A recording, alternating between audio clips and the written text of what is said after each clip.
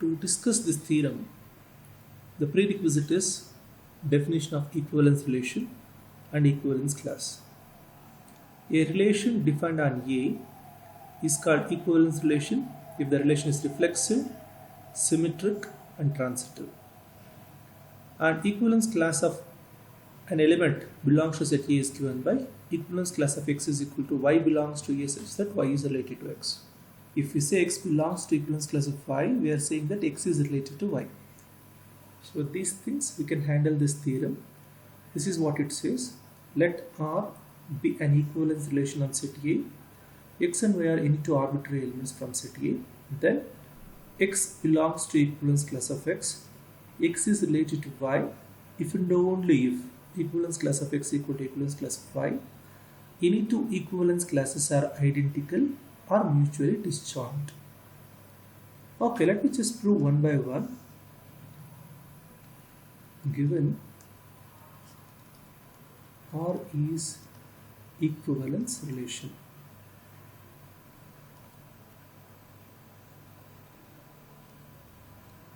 So first let me prove that every element is present in its own equivalence class.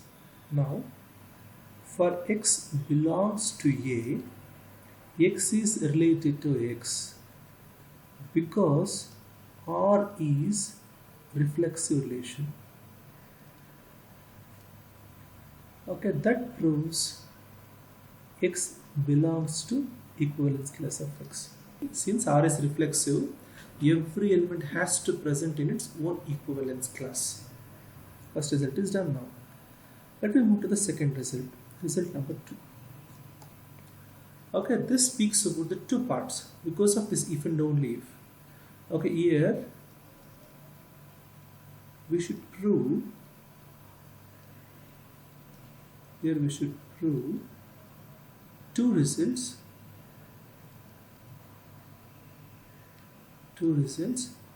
Result number A is if X related to Y, then equivalence class of X is equal to equivalence class of Y. And result number B is if equivalence class of X is equal to equivalence class of Y, then X is related to Y. Okay, so we need to prove these two results. So these two results together gives this biconditional. Implication and its converse both are true. It says this biconditional is a true statement. Let me prove the A case now. Okay, what is given here? So given X is related to Y. To prove that equivalence class of X is equal to equivalence class of Y.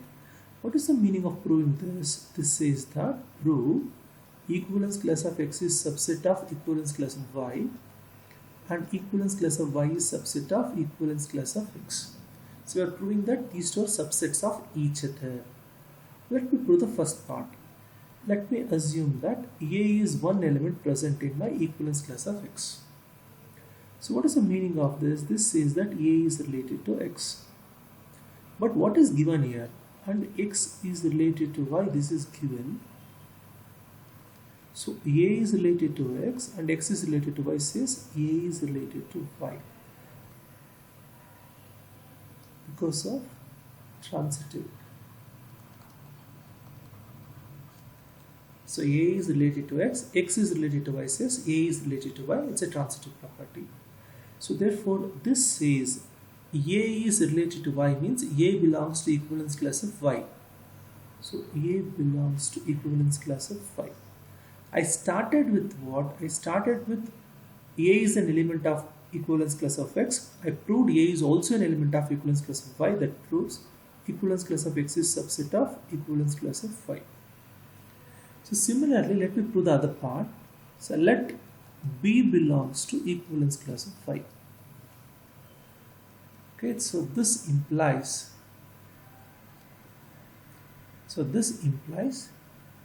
B is related to Y. And what is given in this problem? X is related to Y is given and X is related to Y is given. So now I need to bring the connection between B and X. Here I will use symmetric property to rewrite this one as y related to x because of symmetric property. So now we have b is related to y and y is related to x. That says that b is related to x. This comes from transitive property. So b related to x means b is part of equivalence class of x. We started with this is an element of equivalence class of y. We proved that is also an element of x. That says equivalence class of y is subset of equivalence class of x. We proved these two subsets of each other. Therefore, we claim that equivalence class of x is equal to equivalence class of y. That proves the A. Now let me prove B part. So for B part, what is given? Given equivalence class of x is equal to equivalence class of y. We need to prove that x is related to y. For that, I am using the result number 1. So we know x is part of equivalence class of x. We know that every element present in its own equivalence class. That's what I have written. But equivalence class of x is equal to equivalence class of y. This is given. So this says x is also present in equivalence class of y. These two are not two different sets, they are same. Which means if x is present in this set, means it is also present in this set. So x belongs to equivalence class of y. From the definition, A belongs to equivalence class of y means A is related to y. So x belongs to equivalence class of y means x is related to y. And let me move to result number 3. Result number 3 says prove equivalence class of x is equal to equivalence class of y, or equivalence class of x intersection equivalence class of y is equal to empty set. Now instead of proving this result, we will prove this. So this is the form P R Q, and we know it is logically equivalent to negation P implies Q. So what I will do now, instead of proving this result, we will prove this result. If negation P, that is negation of this one, if equivalence class of x is not equal to equivalence class of y, so then equivalence class of x intersection equivalence class of y is equal to null set. Q is written as it is, negation P is written here. If negation P, then Q. Okay, so we prove this result, or you can prove its contrapositive, or prove if equivalence class of x intersection equivalence class of y is not an empty set, so then equivalence class of x is equal to equivalence class of y. Okay, so if we say that we can find few elements in the intersection, means definitely these two are not two differences, they are exactly the same. This one says that if two are different sets, definitely we can't find even a single element common between these two. We prove this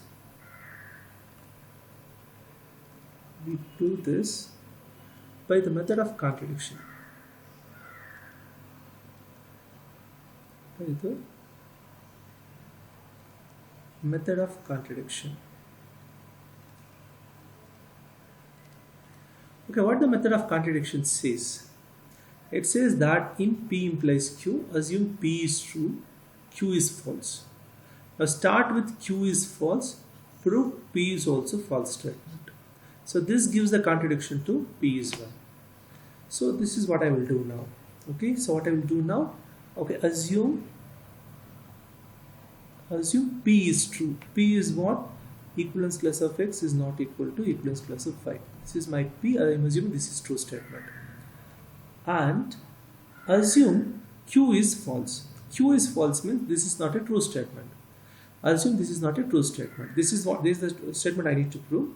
So assume this is not a true statement, which means that equivalence class of x intersection equivalence class of y is not an empty set. Okay, P is true, Q is false. If Q is false, negation Q has to be true. That's what I am assuming here. So what next? So start with Q is 0. That is, start with this one. Prove P is also 0. Okay, so now consider equivalence class of X intersection equivalence class of Y is not an empty set. This is what the intersection of two sets is not an empty set. This says there exists at least one element. There exists at least one element A such that A belongs to equivalence class of X intersection equivalence class of Y. So what is the meaning of this? This says that A belongs to equivalence class of X and also A belongs to equivalence class of Y. So this says A is related to X and this says A is related to Y. So this implies X is related to A and A is related to Y. This came from symmetric property. And in the next step we are using transitive property to write X or Y. So because R is transitive. I wrote X related to Y. So we know that when X is related to Y, so these two are equal. So this came from the previous result. We know that if the two elements are related, then their equivalence classes are same. Look at these two.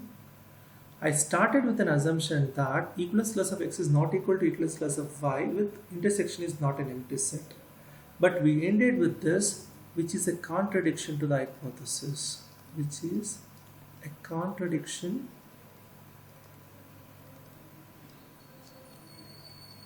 to the hypothesis. Hence our assumption is wrong.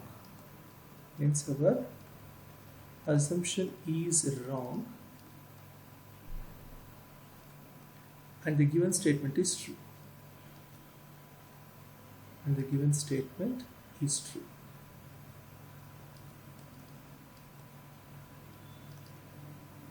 Yes, that's all.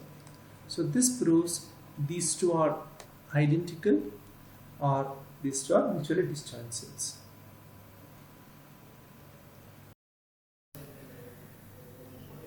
Next, let me discuss a result on partition of a set. Prerequisite is definition of partition. This is what it says. If you have a non-empty set, then set of non-empty subsets of set A satisfying these two conditions.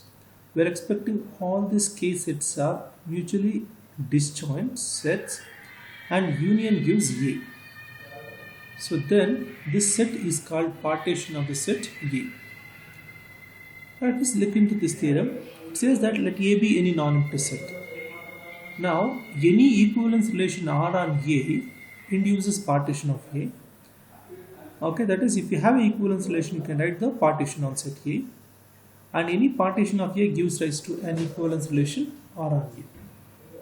Given R is an equivalence relation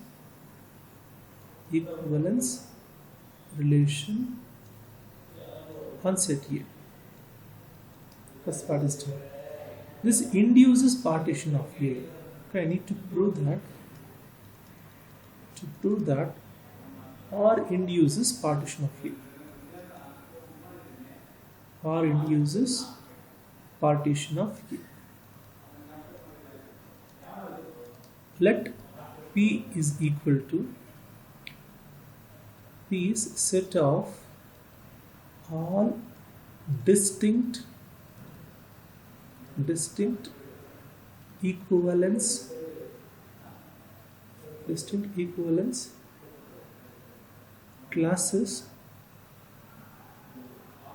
classes of the elements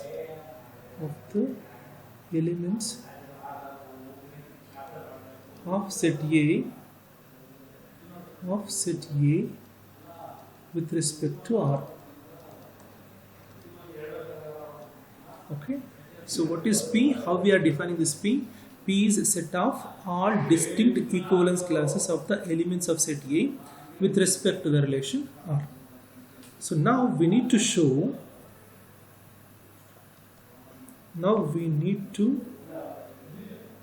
we need to prove P is partition of A. P is partition of A. Since every element of A belongs to any one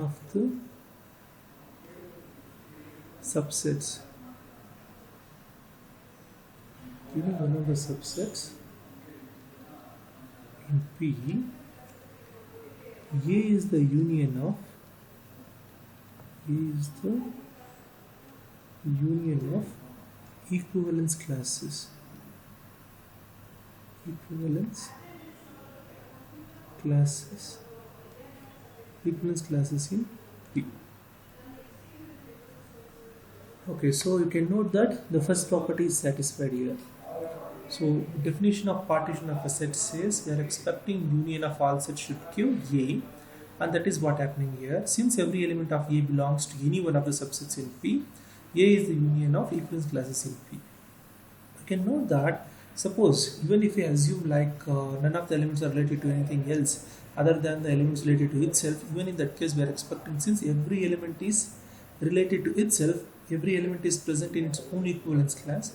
As a result, when you consider all distinct equivalence classes, will take care of every element of A is present in any one of the subset. So as a result, when you take the union, so it gives, okay. So when you take the union of all the sets in P, that should give A. Okay, and if you go further, so further we know that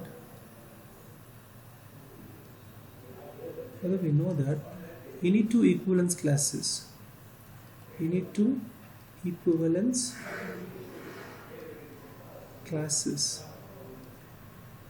are identical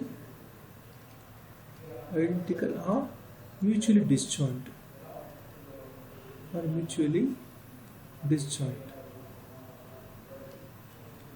So any two equivalence classes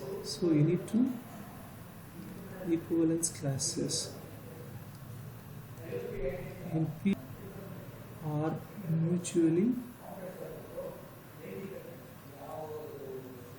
disjoint as we have considered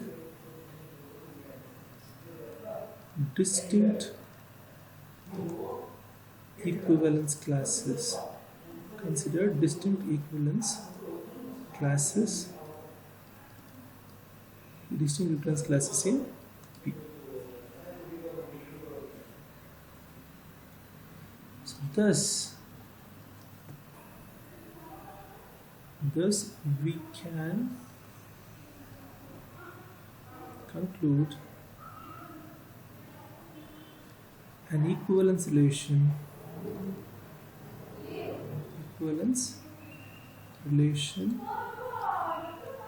on A induces partition of A. Now let me discuss the second result. Any partition of A gives rise to an equivalence relation R on A. Okay, let P is equal to A1, A2, A3 and so on AK be the partition of A. Now define a relation. R on A by A related to B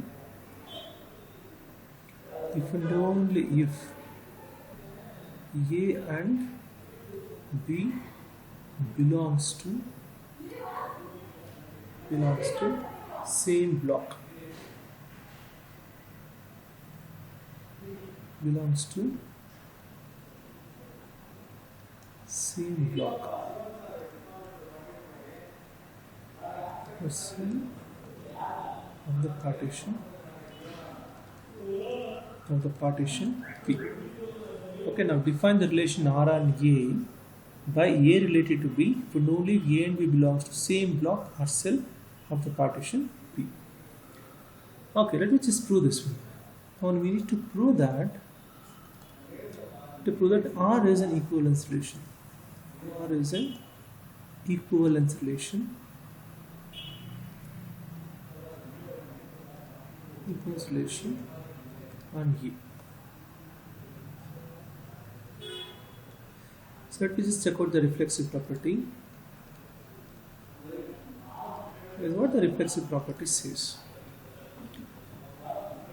Okay, so now for x belongs to A, we can note that x belongs to AI for some y.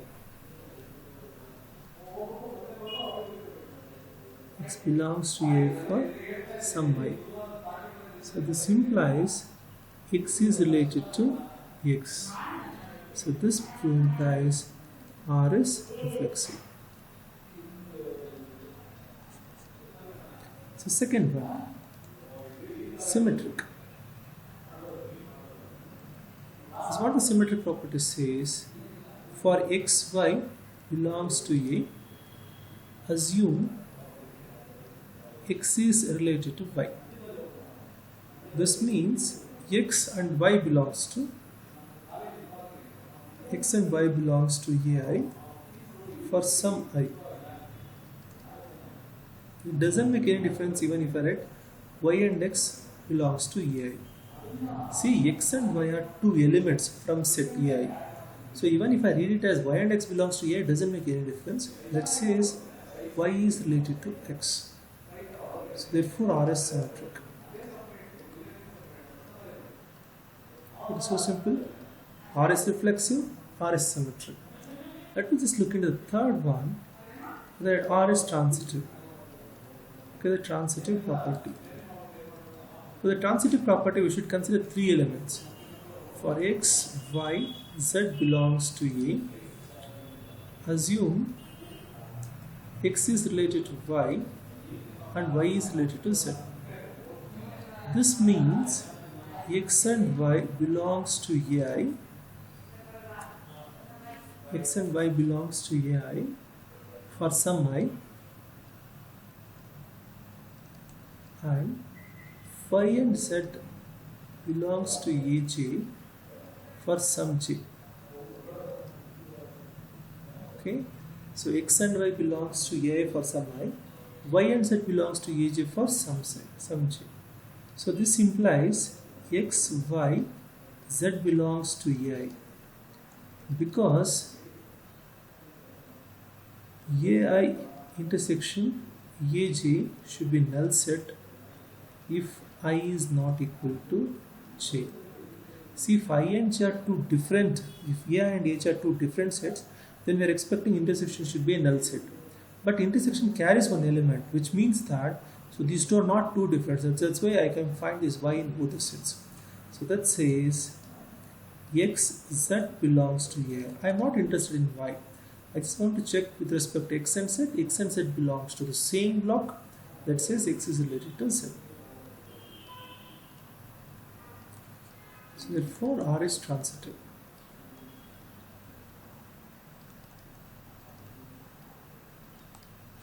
Hence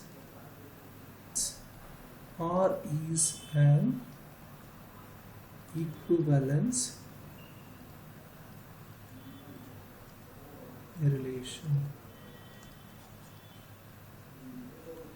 Okay, let me just revise once again. I considered what? P is partition of A, and I am defining the relation R on A by A and B are the two elements taken from set A. Okay, A and B taken from set A are related to each other provided A and B belongs to the same block of the partition. Now we need to show the R so defined is an equivalence relation on A. That says we need to show R is reflexive, symmetric and transitive. For x belongs to A, so x is definitely present in any one of this block because this serves as a partition of this. So which means with respect to that block, x is definitely related to itself according to the definition. Therefore, R is reflexive. For xy belongs to A, consider x related to y. So this says x and y belongs to same block for some I. So y and x belongs to I, that says y related to x, therefore R is symmetric. So for xyz belongs to A, consider x related to y and y related to z. I need to show x related to z here. X related to y means x and y belongs to block AI. Y and z belongs to AJ, corresponds to y related to z. Here we are expecting x, y, z all belongs to the same block because if A and H are two different sets, I am expecting the intersection should be null set. So since intersection is not null set, we are expecting A and H are not two different sets, they are the same. Right now I am not interested in y, I just want x and z, whether x and z are present in AI or not. X and z are present in AI, so x is related to x, z, therefore R is transitive.